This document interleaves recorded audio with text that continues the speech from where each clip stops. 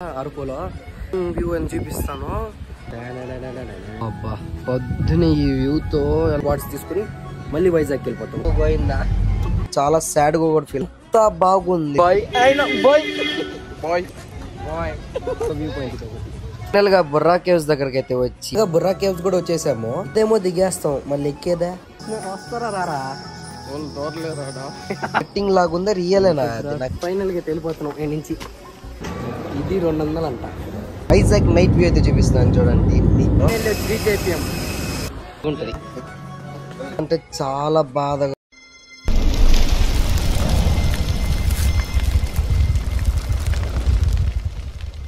నేను నైట్ అయితే నిద్రపోయాను ఫుల్ గా అరకులో.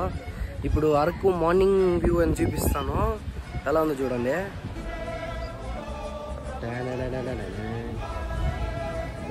మరీ అంత మంచి లేదు కానీ కొండలు దగ్గరలో ఉండొచ్చు. కొండలు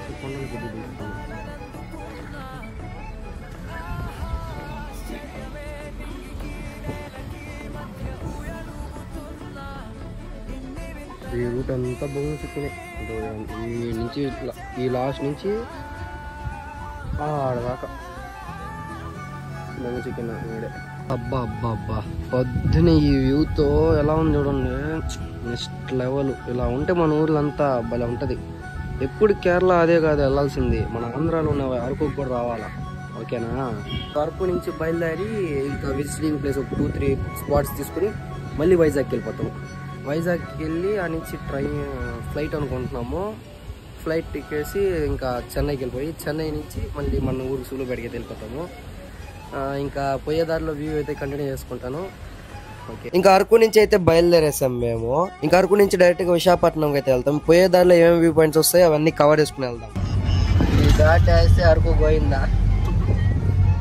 నిజంగా అరకుకి వచ్చినప్పుడు అయితే చాలా హ్యాపీగా ఫీల్ అయ్యాను. మళ్ళీ అరకు నుంచి రిటర్న్ వెళ్తుంటే చాలా సాడ్ గా కూడా ఫీల్ అవుతున్నాను. ఎందుకంటే అంత బాగుంది. 1 డేలోనే నేను అంత కవర్ చేశాను. చాలా అరకులో కొన్ని ప్లేసెస్ అయితే కవర్ చేశాను.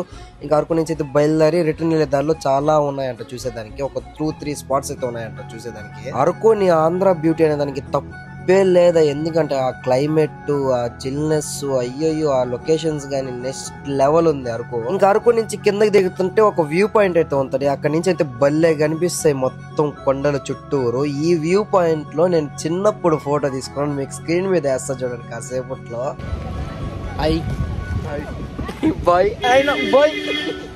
తీసుకోండి ఇప్పుడు వీడియోలో.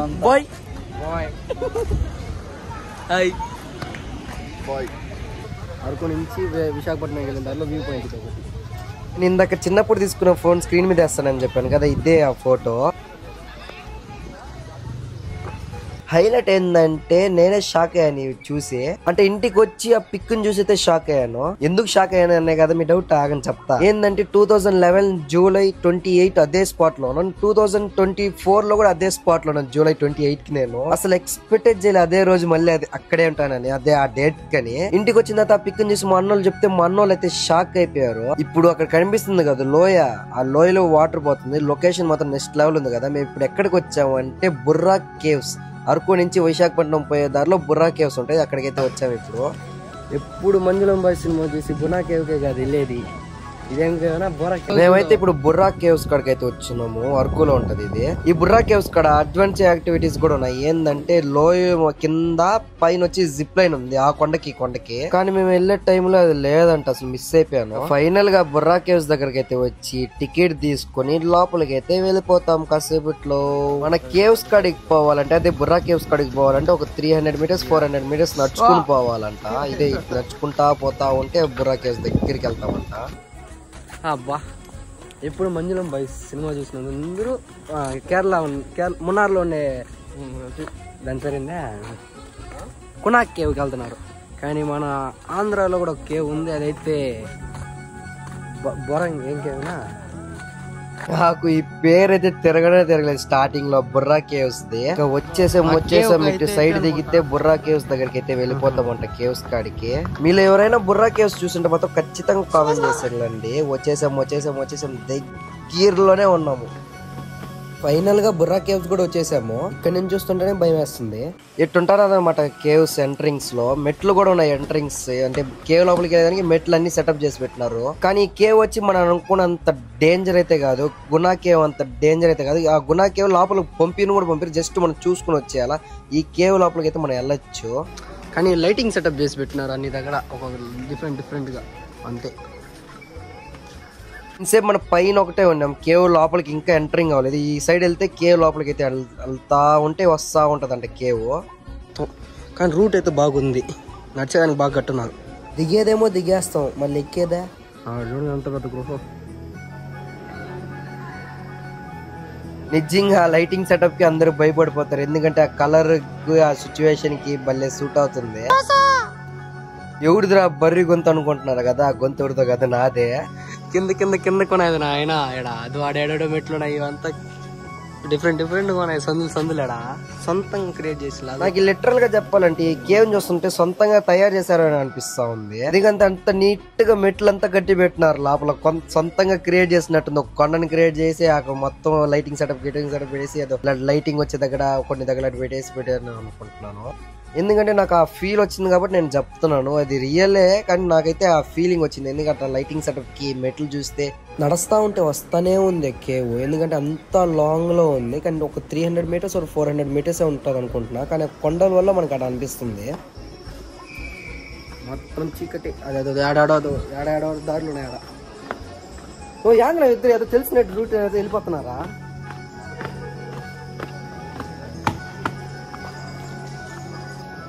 ఇక్కడ పైన నుంచి అయితే వాటర్ వస్తుంది, అదే ఊట నీళ్ళు అంటారు కదా, అదైతే వస్తా ఉంది.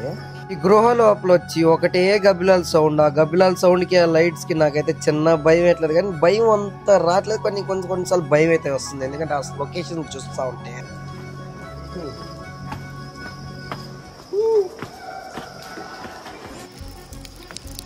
నీళ్లు కడతా ఉంది.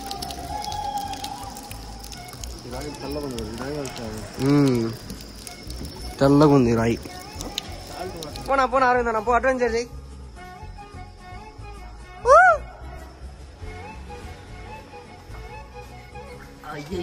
అసలు అక్కడ ఉండే గ్యాప్ లో నేను సరిపోను అనుకున్నాను, కానీ సరి ఈజీగా వచ్చేసాను. నాకే సరిపోతాను లేదు, ఇరుక్కునేస్తాను, భయం వేసింది కాసేపు. మొత్తం నీళ్లు కారుతున్నాయి, ఊటుతున్నాయి. ఊటి నీళ్ళు కాదు లేదా, ఊట నీళ్ళు.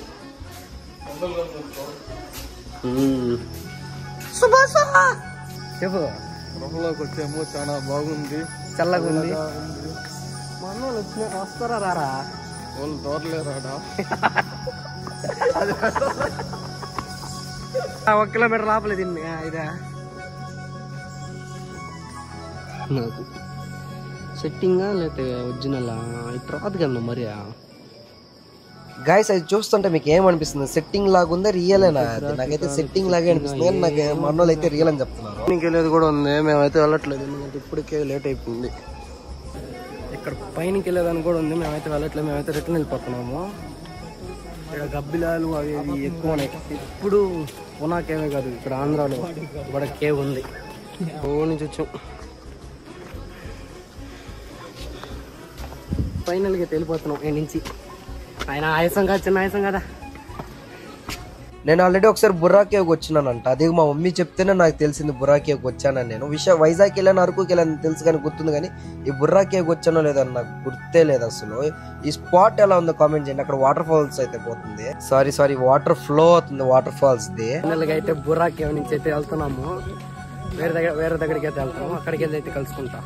వేరే దగ్గర కంటే మేము వెళ్ళాలనుకున్నాం వాటర్ ఫాల్స్ కి, అదే మాకు ముందే వచ్చేసిందంట, పైనే ఉందంట వాటర్ ఫాల్స్. అదైతే మిస్ అయిపోయాం. ఇప్పుడైతే మేము డైరెక్ట్ గా విశాఖపట్నం ఎయిర్పోర్ట్ కి అయితే వెళ్తున్నాము. నిజంగా లొకేషన్స్ చూస్తా ఉంటే ఇక్కడే ఉండిపోవాలనిపిస్తుంది, కానీ మనం అక్కడ ఉండలేము, ఎందుకంటే మన సొంత ఊళ్ళోనే మనం ఉండగలుగుతాం. ఇది ఎప్పుడో ఒకసారి వెళ్తేనే అది థ్రిల్ ఉంటుంది. మీరు కానీ అరకుకు రావాలని ప్లాన్ లో ఉంటుంది, కార్ లో బైక్ లో దేంట్లో చాలా సేఫ్ గా రండి, ఎందుకంటే అన్ని ట్రెండింగ్స్ ఎవరు అడ్డం వస్తారో కూడా తెలియదు. ఇక్కడ చాలా సేఫ్ గా డ్రైవ్ చేయాలి అరకుకి వెళ్ళినప్పుడు మాత్రం. విశాఖపట్నం టు అరకుకి నిజంగా మా అరకుని మాత్రం నా లైఫ్ లోనే మర్చిపోను, అంటే ఈ డేని అయితే మర్చిపోను, ఎందుకంటే అంత లాగా ఎంజాయ్ చేశాను పట్టణాలతో నేను. ఇంకా పోయే దారిలో మా ఫ్రెండ్స్ వాళ్ళ ఫ్యామిలీ వాళ్ళు ఎంజాయ్ చేస్తున్నారు డివైడర్ మీద జాలీగా. నిజంగా భలే ఎంజాయ్ చేస్తున్నారు మా ఫ్రెండ్స్ అయితే ఇక్కడ వాళ్ళ ఫ్యామిలీతో. ఇంకా డైరెక్ట్ గా అరకు నుంచి విశాఖపట్నం అయితే వచ్చేసాం. ఎయిర్పోర్ట్ కి అయితే టైం అయిపోతుందని సరా అని వెళ్తున్నాడు మా అన్న కార్ లో. వీళ్ళు ఎంత మంది ఈ #వైజాగ్ అక్కడ వెళ్ళి ఫోటో తీసుకుంటే మాత్రం ఖచ్చితంగా కామెంట్ చేయండి మీరు. మేమైతే మళ్ళీ ఆర్కే బీచ్ కాడికి అయితే వచ్చాము. అసలు మేము ఎందుకో మళ్ళీ ఆర్కే బీచ్ కాడికి వచ్చామంటే మేమైతే కార్ తీసుకున్నాం కదా అరకుకు పోయేదానికి. కార్ ఇచ్చేయాలి కదా, అందుకని అంకుల్ ని అక్కడ పికప్ చేసుకుని అంకుల్ ని డైరెక్ట్ ఎయిర్పోర్ట్ కాడ వదిలేమన్నాము. ఇంకా ఫైనల్ గా ఎయిర్పోర్ట్ దగ్గర కూడా వచ్చేసాము. ఇంకా మేమైతే మొన్న వైజాగ్ లో రూమ్ లో ఉన్నాం కదా, అక్కడ ఒక ప్రోడక్ట్ అయితే మర్చిపోయాను. అన్నోళ్ళని పంపించి మళ్ళీ తీసుకురమ్మన్నాను నేను. ఇంకా మా అన్నోళ్ళు రాగానే లోపలికి అయితే వెళ్ళిపోతాం డైరెక్ట్ గా మనము. ఇంకా మా అన్నోళ్ళు కూడా వచ్చేసారని మేమైతే వైజాగ్ ఎయిర్పోర్ట్ లోపలికి అయితే ఎంటర్ అయిపోతున్నాము కాసేపట్లో. ఇంకా బోర్డింగ్ చెకింగ్ అంతా చేయించుకున్న తర్వాత డైరెక్ట్ గా ఫుడ్ కోర్ట్ కి అయితే వెళ్ళిపోయాము. ఇప్పుడు దగ్గర 200 అంట, ఇది 200 అంట కప్పు. ఇంకా అనౌన్స్మెంట్ అయితే చేశారు గేట్ 1 కాడ రమ్మని. మేమైతే ఇప్పుడు విశాఖపట్నం టు చెన్నైకి అయితే వెళ్ళిపోతున్నాం. మేమైతే ఇండిగో ఫ్లైట్లు అయితే బుక్ చేసుకున్నాను. మనం వెళ్ళబోయే ఫ్లైట్ అయితే అదే.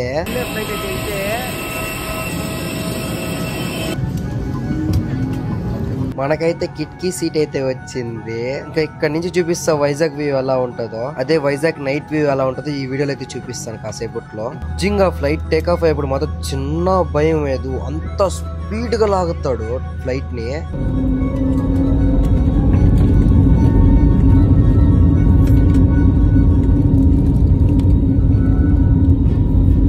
గైస్ ఇప్పుడు మీకు నేను మన వైజాగ్ నైట్ వ్యూ అయితే చూపిస్తాను చూడండి. నిజంగా భలే ఉంది తెలుసా నైట్ వ్యూ వైజాగ్. కింద నుంచి చూసినప్పుడు ఎంత ఎక్సైట్మెంట్ ఉన్నాను, పైన నుంచి చూసేదానికి అంతకంత ఎక్సైట్మెంట్ అయ్యాను, ఎందుకంటే అంత బాగుంది నైట్ వ్యూ వైజాగ్ది. నిజంగా ఫ్లైట్ టేక్ ఆఫ్ అయ్యేప్పుడు మాత్రం చిన్న భయం ఏది, ఎందుకంటే జాయింట్ వీల్ లో నుంచి సడన్ గా కిందకి తిప్పుతాడు కదా, తిప్పితే ఎప్పుడు కిందకి దిగుతాం కదా, అప్పుడు ఎలా ఫీల్ అవుతుంది అలానే ఫీల్ అవుతుంది. కాసేపు అలా కళ్ళు మూసుకుని తెచ్చే లోపల 1 hour 10 minutes అంతా చెన్నై ఎయిర్పోర్ట్ అయితే దింపేశాడు. Finally came to Chennai from Visakhapatnam.